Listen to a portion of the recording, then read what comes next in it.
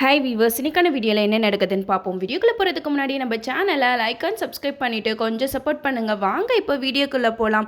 நம்ம சாமுண்டீஸ்வரி ரேவதி கிட்ட சொல்கிறாங்க, இங்கே பார் ரேவதி, இனிமேட்டும் மகேஷ் வருவான்ற நம்பிக்கை எனக்கு இல்லை அப்படின்னு சொல்லிட்டு, நான் உனக்கு ஏற்கனவே மாப்பிள்ளையை நான் பார்த்து வச்சுட்டேன், அவன் வேறு யாரும் இல்லை, நம்ம வீட்டு டிரைவர் ராஜா தான் அப்படின்னு சொல்லவுமே பாட்டி அங்கே இருக்கிற அருண் ஆனந்த் இவங்களுக்கெல்லாம் செம்ம சந்தோஷமாயிடுச்சு.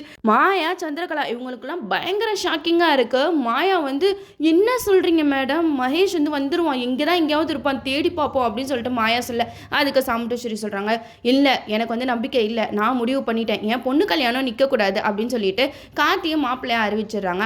ஆனால் அந்த இடத்துல ரேவதி சொல்கிறாங்க, எனக்கே என்னமோ டிரைவர் மேலே தான் சந்தேகமாக இருக்குது, அவன் தான் மகேஷை கடத்திருக்கணும் அப்படின்னு சொல்லி, அதுக்கு சாமுண்டீஸ்வரி சொல்கிறாங்க, அதெல்லாம் இல்லை ரேவதி, டிரைவர் அப்படி பண்ணுறவெல்லாம் கிடையவே கிடையாது, இங்கே உட்காந்துருக்கான் பார் சிவனாண்டி, இவன் மேலே தான் எனக்கு சந்தேகமாக இருக்குது, இவன் தான் மாப்பிள்ளையை கடத்திருக்கணும் அப்படின்னு சொல்லிட்டு சிவனாண்டி தான் கடத்தினது தான் அங்கே சாமுண்டீஸ்வரி எல்லாரும் முன்னாடி சொல்கிறாங்க.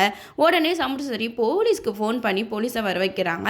போலீஸ் வந்ததுமே அங்கே சிவனாண்டியை தான் பிடிச்சி கொடுக்குறாங்க. இவன் தான் மகேஷை கடத்திருக்கான், இவனை ஃபஸ்ட்டு கூட்டிகிட்டு போய் விசாரிங்க அப்படின்னு சொல்லிட்டு போலீஸ்கிட்ட சிவனாண்டியை ஒப்படைக்கிறாங்க. அப்போ சிவனாண்டி சொல்கிறாங்க, என்ன சாமுண்டீஸ்வரி, இந்த கல்யாணம் நடந்துருன்ற சந்தோஷத்தில் நீ இருக்கியா, கடைசி வரைக்கும் நான் இங்கே இருக்கேன், எப்படி இந்த கல்யாணம் நடக்குதுன்னு பார்ப்போம் அப்படின்னு சொல்ல, உடனே சாமுண்டீஸ்வரி சொல்கிறாங்க, நீ என்னடா என்கிட்ட சவால் விடுறது, பாரு என் பொண்ணு கல்யாணத்தை நான் எப்படி ஜாம்னு நடத்தி காட்டுறேன் அப்படின்னு சொல்லிட்டு எல்லாரும் முன்னாடியும் கார்த்தியை மாப்பிள்ளைய ரெடி ஆகிட்டு வர சொல்கிறாங்க. நம்ம ரேவதிக்கு சுத்தமாக பிடிக்கவே இல்லை. ஏன்னா கார்த்திக் தான் மகேஷை கடத்தினது அப்படின்னு சொல்லிட்டு ரேவதி மனசில் ஆழமாக பதிஞ்சிருச்சு. அதனால நம்ம ரேவதி கார்த்தியை கல்யாணம் பண்ணிக்கிறதுக்கு சம்மதம் சொல்லலை. இருந்தாலும் அம்மா இப்படி சொல்கிறாங்களே அப்படின்ட்டு அம்மாவுக்காக தான் இந்த கல்யாணம் பண்ணிக்கிறதுக்கே ஒத்துக்கிறாங்க.